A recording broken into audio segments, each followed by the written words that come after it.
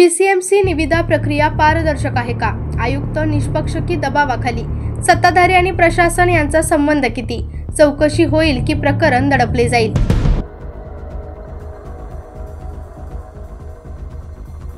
पीसीएमसीतील भ्रष्टाचार, सत्ता, पैसा आणि रहस्यमय सौदेबाजीचा खेळ. पिंपरी चिंचवड महानगरपालिकेत सुरू असलेल्या निविदा प्रक्रियांमध्ये काहीतरी मोठे घडत आहे. कोट्यावधी रुपयांचे कंत्राट ठराविक कंपन्यांना दिले जात आहेत, खर्च फुगवले जात आहेत आणि सर्वसामान्य नागरिकांना याचा पत्ता सुद्धा लागत नाही. पण या प्रकरणामागे नक्की कोण आहेत? प्रशासन, राजकीय नेते की दोघे मिळून एका मोठ्या गटाचा भाग आहेत? नगरसेवक आणि सामाजिक कार्यकर्ते मारुती भापकर यांनी थेट आयुक्त आणि प्रशासक शेखर सिंग यांच्यावर गंभीर आरोप करत एक मोठा प्रश्न उपस्थित केला. पिंपरी चिंचवडचा खरा बॉस कोण? आयुक्त की त्यांना आदेश देणारे सत्ताधारी पक्षाचे नेते? भापकर यांच्या म्हणण्यानुसार मागील 3 वर्षापासून पीसीएमसी प्रशासनावर राजकीय हस्तक्षेप वाढला आहे. महापालिकेतील बांधकाम, पर्यावरण, पाणी पुरवठा, सांडपाणी व्यवस्थापन आणि सुरक्षा यांसारख्या विभागातील मोठ्या निविदा ठराविक कंपन्यांनाच दिल्या जात आहेत. निविदांची प्रक्रिया अशा प्रकारे आखली जाते की फक्त काही कंपन्याच पात्र ठरतील.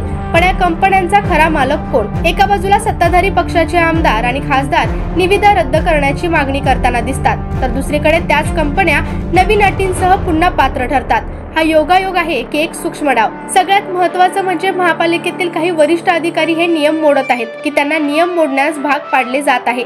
त्यांच्या गुप्त बैठकीत नक्की काय ठरते? भापकर यांनी या संपूर्ण प्रकाराची सखोल चौकशी करण्याची मागणी केली आहे आणि त्यांनी सामाजिक कार्यकर्त्या अंजली दमानिया यांना या प्रकरणात लक्ष घालण्याची विनंती केली आहे.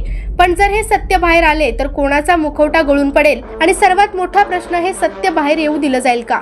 या संपूर्ण प्रकारात कोणते रहस्य दडले आहे? सत्ताधारी नेत्यांचा छुपा हस्तक्षेप, भ्रष्ट अधिकाऱ्यांचे संगनमत की यामागे आणखी मोठी शक्ती कार्यरत आहे? याचे उत्तर मिळेल, पण केव्हा आणि कोण देईल हाच खरा उत्सुकतेचा प्रश्न.